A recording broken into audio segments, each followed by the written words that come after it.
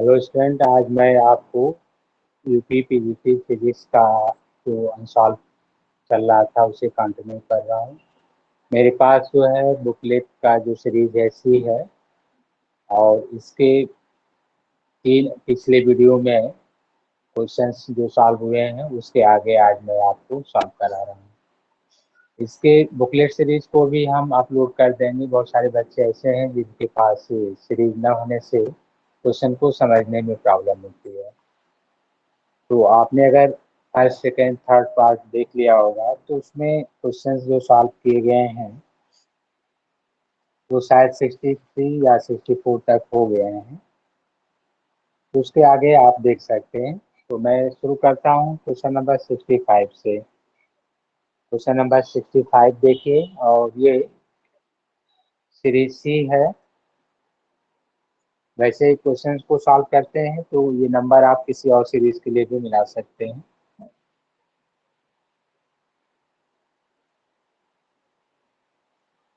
तो इसमें देख सकते हैं ये दिया गया है कि 20 ग्राम आइस जो 0 डिग्री सेल्सियस पर है जल में कन्वर्ट हो रही है या वाटर में कन्वर्ट हो रही है, तो एंट्रोपी चेंजेस क्या होगा। और लेटेंट हीट ऑफ वाटर भी आपको दे दिया गया है। यहाँ पर चेंज इन एंट्रोपी का ये फॉर्मूला आप यूज करते हैं। और स्थिर ताप पर निकाय को दी गई ऊष्मा को आप रीड करते हैं। जैसे यहाँ पर डी एस का एस इनिशियल आप 0 मान लीजिए। 1/t, टी जो है 273 क्योंकि वो 0 दिया है इनिशियल, 0 + 273। इस तरह से ये कन्वर्जन आप लेकर नोट कर सकते हैं। और डी क्यू का एम एल, तो एम आपको दिया गया है 20 ग्राम और एल दिया गया है 80 कैलोरी पर ग्राम अपॉन 273। तो इस तरह से आप इसको चेंज इन एंट्रोपी ज्ञात कर सकते हैं, जिसमें 20 × 80 देखिए कैलोरी में है, जबकि आपका आंसर जो दिया हुआ है वो जूल में दे रहा है। तो यहाँ पर 4.18 और मल्टीप्लाई कर लीजिए तो अब ये जूल पर केल्विन आ जाएगा। और सॉल्व कर लीजिए, जो आंसर है वो ठीक कर लीजिए। शायद 24.5 जूल पर केल्विन है और ये आंसर आपका ये दिया जा रहा है। ठीक, तो इस तरह से इसको आप सॉल्व कर लिए होंगे। बहुत सारे क्वेश्चंस तो आपने कर लिया होगा सॉल्व, और इसका एक्सप्लेनेशन देने में हमने यहाँ पर देर किया है, लेकिन कोई बात नहीं। आप इसको कंप्लीट सॉल्व साइड देखिए और समझिए। Question number 66।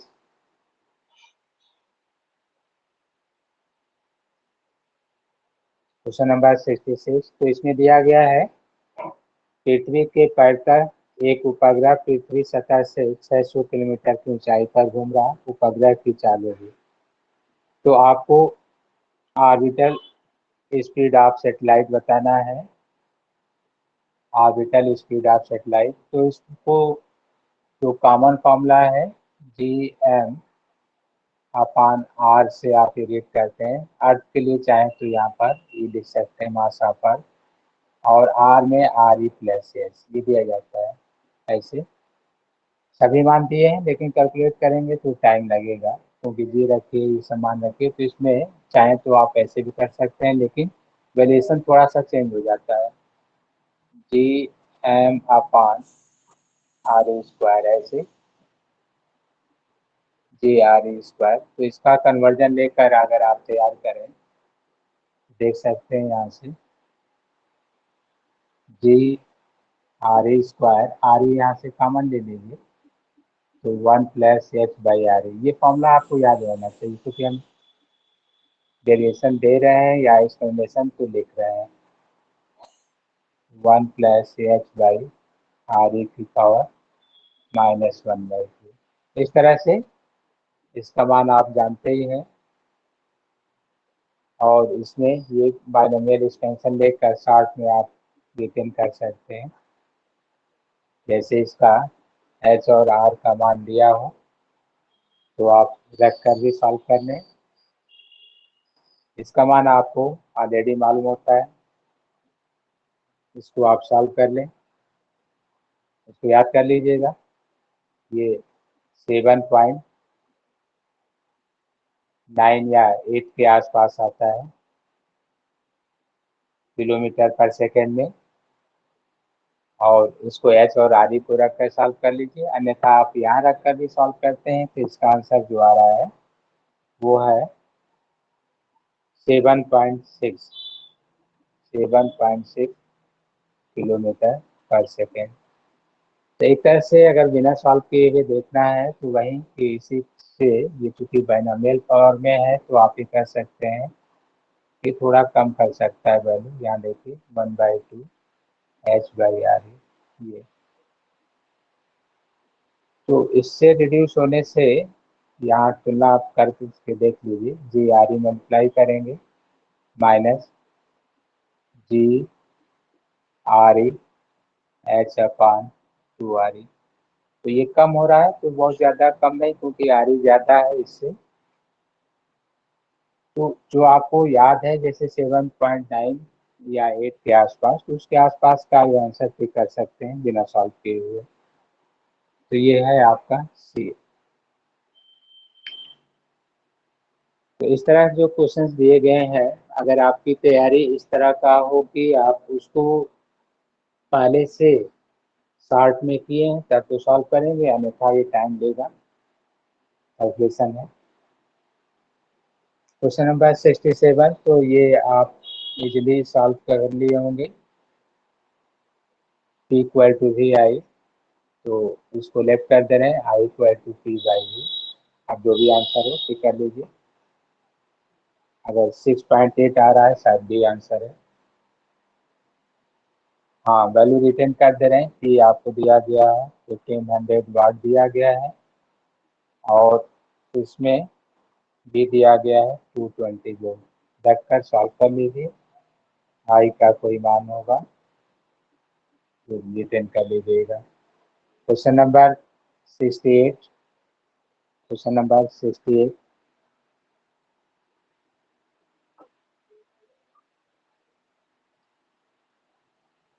तो sensitivity of with stone bridge.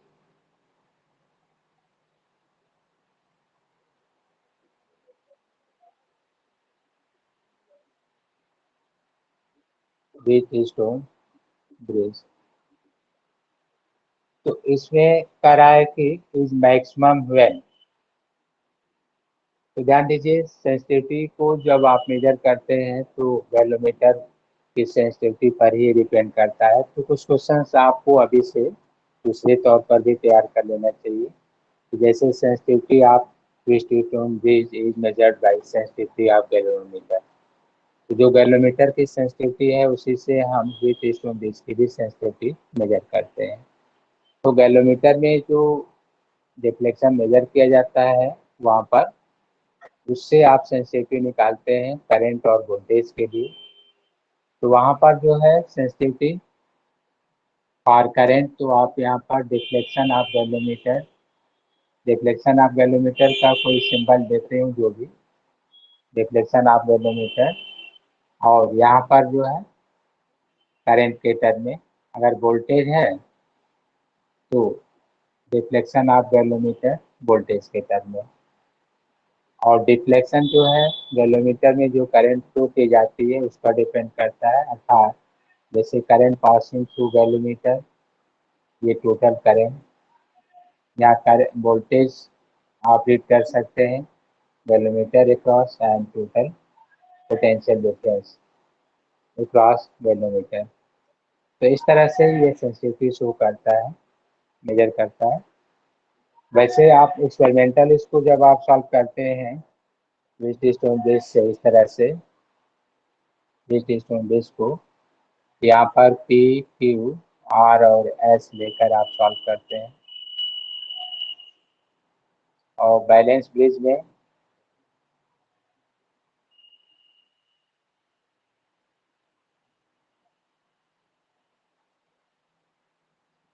इस तरह का सेल वगैरह ये लेकर आप शो करते हैं। ये अननोन रेजिस्टेंस होता है, ये टू साइड्स के लेंथ के रेजिस्टेंस होते हैं, और ये जो है गिवन रेजिस्टेंस बॉक्स, और ये अननोन रेजिस्टेंस होता है। और इस तरह से इसमें जो भी एक्सप्लेनेशन है बैलेंस के लिए, current does not allowed through diagonal of Wheatstone bridge, तो इसमें कोई नाम दे दीजिए, जैसे ए और बी, सी और डी। तो सी और डी में करंट अलाउड तभी नहीं होता है, जैसे आई जी जीरो ये आप रखते हैं, करंट तभी नहीं लागू होता है जब इसके पोटेंशियल सेम होते हैं, या P by Q equal to R by S. ये बैलेंस ब्रिज की कंडीशन आप लिखते हैं इसमें। लेकिन जब आप इसकी सेंसिटिविटी मेजर करते हैं तो वेलोमीटर के फंक्शन से लेकर इसको समझना होता है, और इनके रेजिस्टेंस को जो यूज किया जा रहा है, जैसे हम यहाँ पर R one, R one, R one और आर मान ले रहे हैं, ये अननोन रेजिस्टेंस।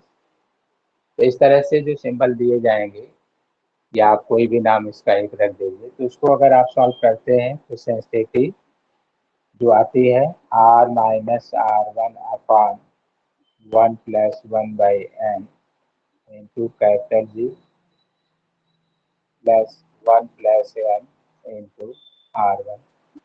बाकी यहाँ पर जो है ये सब वैल्यू दी गई होती है, जैसे कि ये कितने टर्म्स के रेजिस्टेंस या ये कम्बिनेशन दिए गए हैं सीरीज और पैरेलल कम्बिनेशन के लिए। तो इन पर हम अभी ये सब व्याख्या नहीं करेंगे, लेकिन sensitivity of Wheatstone bridge experimental ये मेजरमेंट हम शो कर रहा है, ये दिया जाता है। तो इसमें आप अगर इसको मैक्सिमम शो करना चाहते हैं तो यहाँ पर ये n टेंस टू इंफिनिटी और m टेंस टू जीरो। तो कभी प्रॉब्लम है, अगली बार कुछ और दे सकता है, इस पर कोई प्रॉब्लम दे सकता है, तो आपको डिटेल मालूम रहना चाहिए। और r जो है larger than by R one, ऐसे कर सकते हैं, capital G equal to R one, ऐसे यहाँ पर ये इक्वल हो जाए, ये कंडीशन फॉलो करता हो, आर जो है आर वन से ज़्यादा हो। तो इस तरह से ये सेंसिटिविटी इसकी लार्जर बताई जाती है। लेकिन आपका प्रॉब्लम जो है थोड़ा सा शॉर्ट में एन और एम का कोई फैक्टर दिया नहीं जा रहा है। यहाँ पर जो है गैलोमीटर का और जो इसके साथ कम्बिनेशन रेजिस्टेंस है ये इक्वल दिखाया जा रहा है। तो यहाँ पर आर तीन जगह है, देखिए 1 2 3। तो अगर ये इक्वल है और इसमें तीनों ही, ये इसके पार्ट गैलोमीटर का भी रेजिस्टेंस इक्वल दिखाया जा रहा है, और इस रेशियो से ये आर भी इसके पार्ट में इक्वल आना चाहिए। तो हम एक्सपेरिमेंटल कह सकते हैं कि इसमें सेंसिटिविटी ग्रेटर देन होती है, तो किसके लिए, तो यहाँ पर जो है पी बाई क्यू में जो आपने आर वन लिया है आर के इक्वल हो जाए, या पी क्यू के इक्वल हो गया और आर एस के इक्वल हो गया। तो इस तरह से ये वैल्यू शो करता है कि मोर सेंसिटिव है जब इनके रेशियो इक्वल दिए जाते हैं। बाकी प्रॉब्लम इस पर कभी आता है तो आप इस तरह से ड्रॉ कर लीजिएगा। तो इसका आंसर इसमें सी दिया हुआ है कि जब आप इनके जो सीरीज रेजिस्टेंस होते हैं इक्वल हो, हालांकि ये इक्वल लेंगे तो रेशियो भी इक्वल आ जाएगा। और वैसे इसमें एक और भी दिया है कि पी क्यू के इक्वल हो, ये जो है पी क्यू के इक्वल हो और आर एस के इक्वल हो, तो इसमें ये फॉलो कर सकता है, ये भी कोई प्रॉब्लम नहीं है। लेकिन जो ये एक्सपेरिमेंट है इसके हिसाब से ये मान आता है, इनमें से तीनों रेजिस्टेंस ये इक्वल रखे गए होते हैं, प्रूफ में जो है अननोन रेजिस्टेंस के इक्वल कर दिए जाते हैं, अर्थात जो आर वन आर के बराबर हो जाता है, इस आधार पर ये सब इक्वल आ जाएंगे। तो इसमें हमने सी आंसर दिया है। अब आप क्वेश्चन नंबर 69 देख सकते हैं।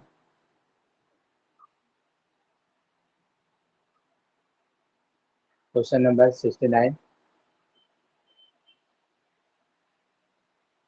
तो ऐसे क्वेश्चनों को सॉल्व करने के लिए रेजोनेंस आपको बताया गया होगा। जैसे कि ये कोई ट्यूनिंग फार्क है, सॉरी देखो, और ये आपका अनुनाद नली है और इसमें आप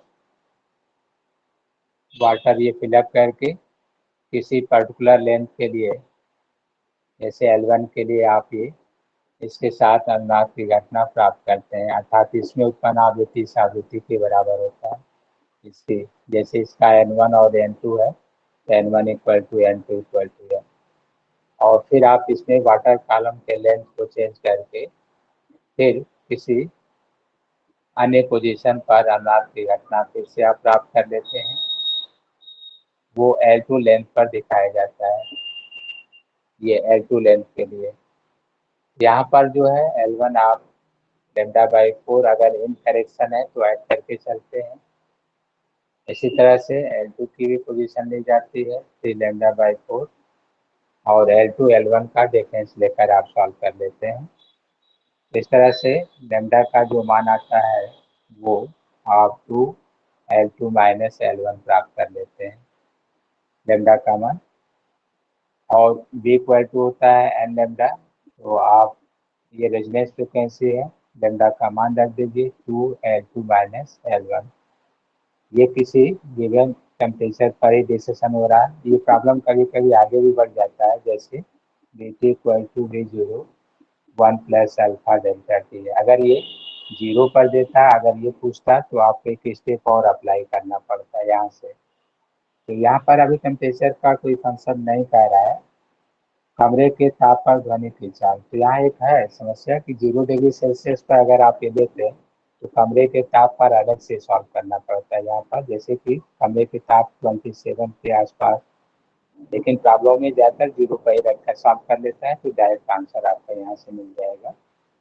नहीं तो ये अलग से अगर ये होता है तो ये 332 रख कर और ये जो सॉल्व कर रहे हैं इसको भी रखना पड़ता है। यहाँ ध्यान रखिएगा कि अगले किसी पार्ट में आता है तो ये एक स्टेप और आगे बढ़ सकता है। हम ये मान लेते हैं कि कमरे के ताप पर ही है जो कि 0 डिग्री सेल्सियस है। अगर 27 लेंगे तो एक स्टेप और आगे बढ़ना होगा, अर्थात हम 0 पर ही मानकर सॉल्व कर रहे हैं। तो 2n आपको 2000 दिया है और L2 14 माइनस 4.6 है, ये सेंटीमीटर में दिया है, ये ध्यान रखिएगा। तो इसको सॉल्व कर लें, जो आता है वो देख लें।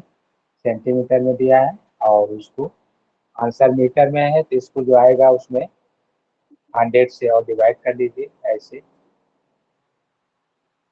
तो ये आपका मीटर पर सेकेंड में आ जाएगा। तो इसमें आंसर 376 मीटर पर सेकेंड, या जो आ रहा हो वही आप टिक कर लीजिए। क्वेश्चन नंबर 69 का बी आप सॉल्व करिए, जो आ रहा हो टिक करिए। 69 का बी।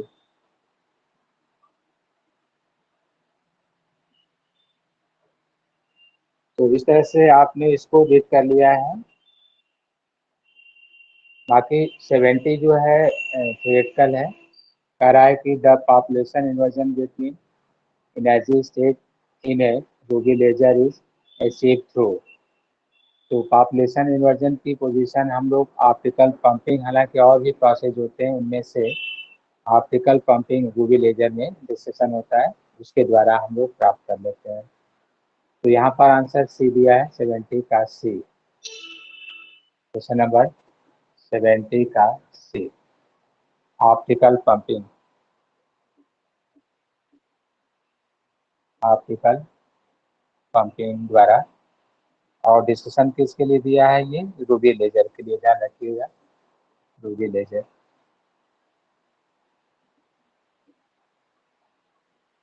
तो नेक्स्ट क्वेश्चन जो है ये भी थियोरेटिकल है, 71। The process of changing a weak signal without alternating its shape into a strong signal is known as. तो मॉड्यूलेशन में ऐसा किया जाता है जिसमें कि जो वेव्स होते हैं दो पार्ट, एक होता है कि कैरियर वेव्स और पल्सेटिंग या सिग्नल वेव्स। जैसे सिग्नल वेव्स ये है, मान लीजिए ये सिग्नल वेव्स हैं, ऐसे ये सिग्नल वेव्स हैं। और कैरियर वेव्स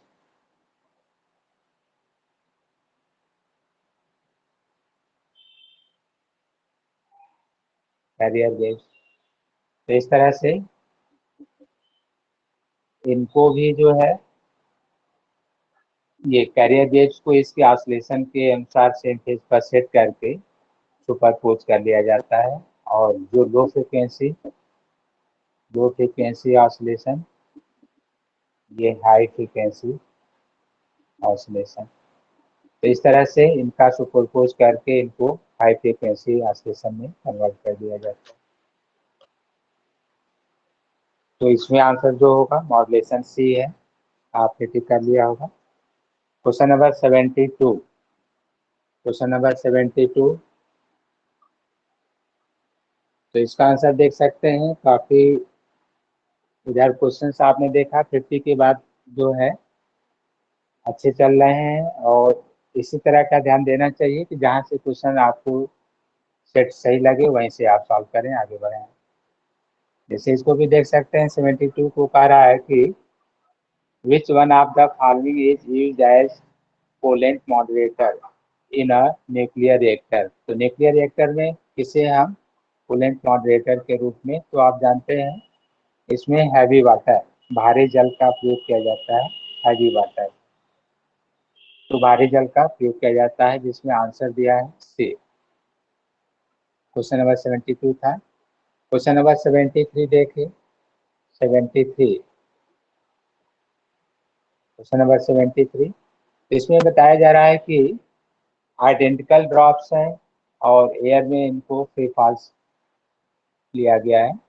जैसे इस तरह से नंबर ऑफ ड्रॉप्स आपको दिया गया है ये फ्री फॉल्स के लिए, और इनकी स्पीड भी दी है कि किस स्पीड से, 5 सेंटीमीटर पर सेकेंड की स्पीड से ये फ्री फॉल्स कराए जा रहे हैं।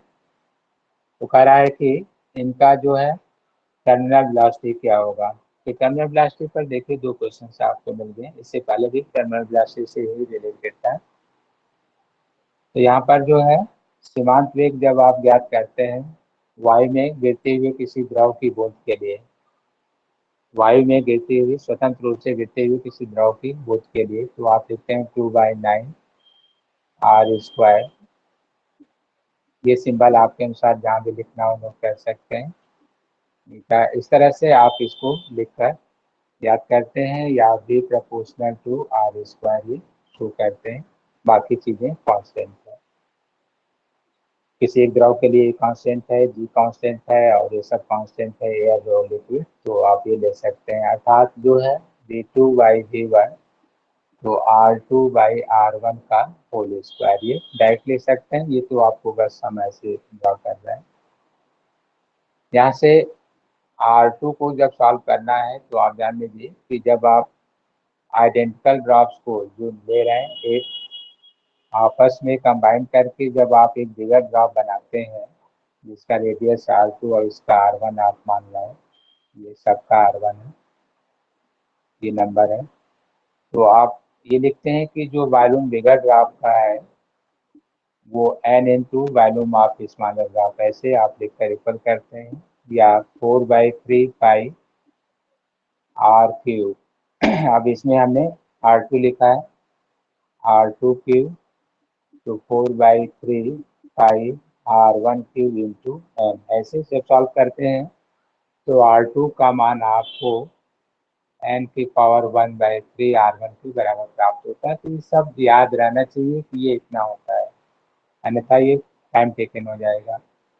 तो 8 दिया है, तो 8⁻⁴ इंटू R1, या इसको जब आप सॉल्व करेंगे 2⁻3 1/3 इंटू R1, तो ये 2R1 आ जाएगा। आप रख दें यहाँ पर 2R1/R1 या 4, तो जो V2 होगा 4 V1 के बराबर होगा।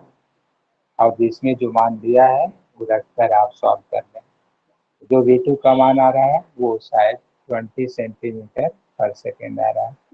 इसको रखिए, सॉल्व कर लीजिए। तो ऐसे ही क्वेश्चन हैं जहाँ पर आपको ये देखें तो किया जा सकता है आसानी से। हाँ, इनको भी सॉर्ट करने के लिए फॉर्मूले आपको सॉर्ट वाले पार्ट याद रहने चाहिए, अन्यथा ये भी लेंदी हो जाएगा। तो इसमें सी दिया है तो आप इसको टिक कर लिए होंगे, 73 का सी। अब देखिए 74, क्वेश्चन नंबर 74।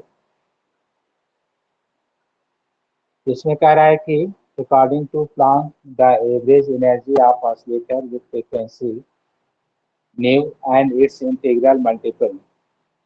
तो प्लांक की जो एवरेज एनर्जी ऑफ ऑसिलेटर जो आप सॉल्व करते हैं तो उसमें ई इंटू डी न्यू का फंक्शन लेकर सॉल्व किया जाता है। रिजॉल्व करने के बाद आता है एच न्यू अपान ई की पावर एच न्यू बाई के टी माइनस वन। ये बहुत ही प्रचलित या कह सकते हैं, ये सबको क्लियर होता है। ये माइनस वन अलग है, ये पावर में है, ये ध्यान रखिएगा, ये पावर से अलग है। तो ऐसे सबको याद रहता है, लेकिन आप देखेंगे तो ये मान नहीं दिया है, न तो ए में दिया है, न बी में, न सी में, न डी में। तो आपको ये ब्रेक करके सॉल्व करना होगा, क्योंकि डायरेक्ट मान कोई है नहीं। जब आप ई की पावर एक्स को जैसे ब्रेक करते हैं तो वन प्लस एक्स फैक्टोरियल करके x square by factorial two, इस तरह x cube by factorial three, इस तरह से आप ब्रेक करके लिखते जाते हैं। इस तरह से अगर आप ई की पावर एच न्यू बाई के टी को ब्रेक करें तो यहाँ लिख सकते हैं one plus H new by के टी प्लस यहाँ पर one by factorial two H new by के टी की पावर टू। इस तरह से आप आगे बढ़ाते जाइए। तो यहाँ रखेंगे तो देखिए वन वाला पार्ट इससे कैंसिल हो जाएगा, क्योंकि ये वन है, या माइनस वन है। तो जो एवरेज एनर्जी का पार्ट आएगा एच न्यू अपान, ये तो कैंसिल हो गया वन, तो आ गया एच न्यू बाई के T plus H new by के टी का होल स्क्वायर, और यहाँ है फैक्टोरियल टू। इसी तरह से यहाँ फैक्टोरियल थ्री, तो ये होगा एच न्यू बाई के टी की पावर थ्री। ऐसे डैश कर दिया जाए। फिर से आप इसमें कॉमन ले लें, ऐसे देखिए एच न्यू कॉमन ले लीजिए, तो एच न्यू बाई के टी कॉमन जब आप ले लेंगे तो ये आ जाएगा one plus H new by के टी प्लस ये फैक्टोरियल टू है, फैक्टोरियल थ्री, तो यहाँ पर आ जाएगा एच न्यू बाई के टी का स्क्वायर। ऐसे ही आगे आप रीड कर सकते हैं, ये आ जाएगा। इसमें ये तो कैंसिल हो जाएगा, ये के टी ऊपर आ जाएगा, तो इसका पार्ट जो है देख सकते हैं के टी ऊपर आ जाएगा।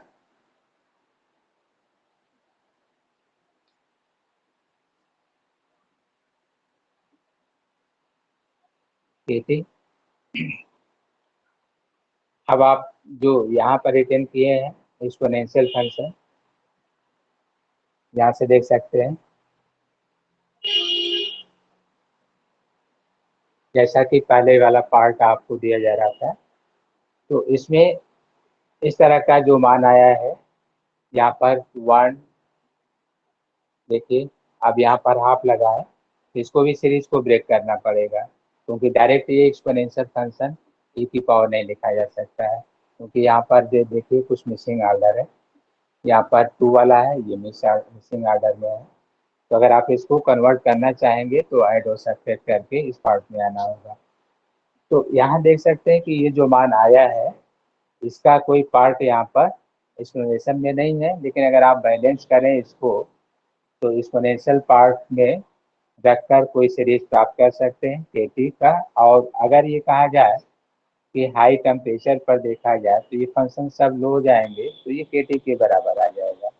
तो जो दिया है अगर उसकी कंडीशन हम हाई यहाँ पर लिख दें कि एट हाई टेम्परेचर, कंडीशन ले दे रहे हैं एट हाई टेम्परेचर, यहाँ पे लिख दे रहे हैं हाई टेम्परेचर, तो देखिए ये पार्ट लोएस्ट हो गया, ये भी और लोएस्ट हो जाएगा, और सबको लेफ्ट कर दीजिए तो ये वन, अब बाकी आपने लेफ्ट कर दिया फिर किसके बराबर आ गया, के टू के बराबर आ गया।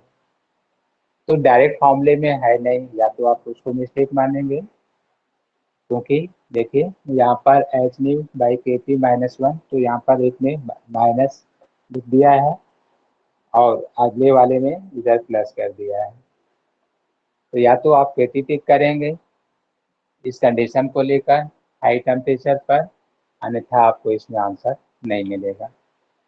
तो आपको इसमें आंसर हम अपने हिसाब से नहीं दे रहे हैं, क्योंकि कोई कंडीशन दिया नहीं है और ये फॉर्मूले में है नहीं एच न्यू बाई के पी। तो अगर आपको टिक करना ही है, क्योंकि ऑप्शन टिक करना ही है, तो आप इसमें ए टिक कर दीजिए, क्योंकि कोई एक कंडीशन को लेने पर ये फॉलो कर रहा है, एक कंडीशन को लेने पर। बाकी ये हाई फ्रिक्वेंसी पर आप लेते हैं तो ये क्वेश्चन अलग से आगे बढ़ता है और उसको भी सॉल्व किया जा सकता है। तो कुछ इसमें ऐसे क्वेश्चंस हैं जिनके सेंटेंस जो है आपको अपने हिसाब से ऐड करने पर वो आंसर मिल रहे हैं, अन्यथा डायरेक्ट आप इसको टिक करें तो वो रॉन्ग है। तो क्वेश्चन नंबर 75, क्वेश्चन नंबर 75 देखिए। क्वेश्चन नंबर 75 इसको रीड कर सकते हैं। इसमें कह रहा है कि आर त्रिज्या के एक ठोस गोले जिसका एक समान आवेश घनत्व, यहाँ पर देखिए वॉल्यूम चार्ज डेंसिटी, जैसे linear charge density, surface charge density, volume charge density, तो क्यू अपॉन वी ऐसे है वॉल्यूम चार्ज डेंसिटी। अब आपको यहाँ पर भी प्रॉब्लम कर सकते हैं कि इसमें भी दो आंसर के चांस आएंगे, ध्यान दीजिएगा। क्योंकि जो सॉलिड स्फीयर है वो कंडक्टिंग या नॉन कंडक्टिव बताया नहीं है। मान लीजिए ये सॉलिड स्फीयर है, तो सॉलिड स्फीयर आपका, सॉलिड स्फीयर ये कंडक्टिंग हो सकता है और नॉन कंडक्टिंग भी हो सकता है, तो आंसर अलग अलग आने लगेंगे। अगर आपने कंडक्टिंग मान लिया तो आंसर इसमें 0 आ जाएगा, क्योंकि कंडक्टिंग के लिए जो सरफेस पर होगा वहीं सेंटर पर हो जाएगा, तो जो डिफरेंस लेंगे सेंटर और सरफेस का 0 आ जाएगा। और नॉन कंडक्टिंग के लिए सॉल्व करेंगे तो ये डी आ जाएगा। तो जब आपको ये हेल्प नहीं किया है कि कंडक्टिंग या नॉन कंडक्टिंग लेना है, तो फिर तो आयोग के पास एक ही विकल्प है कि जो बी और डी टिक किए हों दोनों को सही करेगा। क्योंकि आप देख सकते हैं कि जब आप इसको कंडक्टिंग लेते हैं तो चाहे वो सॉलिड हो या हॉलो हो, ये इन साइड जो है 0 होता है, बी कांस्टेंट हो जाता है। तो जो भी सरफेस पर होगा के क्यू बाई आर, वही जो है हम इनसाइड भी किसी पॉइंट पर लेंगे और डिफरेंस क्या हो जाएगा 0। लेकिन जब आप इंसुलेटर के लिए लेकर पढ़ेंगे तो आंसर इसका चेंज हो जाएगा, दूसरा आएगा तो वो भी आ जाएगा। इंसुलेटर के लिए कैसे होगा तो आप जानते हैं, जो सरफेस पर आप लेंगे जैसे के क्यू बाई आर सरफेस पर, तो इनसाइड जब आप किसी पॉइंट पर सॉल्व करते हैं तो उसमें K Q by R Q, two को भी अलग कर दें, 3r² माइनस x², इस तरह से हम लोग रख कर सॉल्व करते हैं। तो सेंटर पर x को आप 0 कर देंगे और फिर जब इन साइड कोई पॉइंट लेंगे, यहाँ से 3k क्यू बाई 2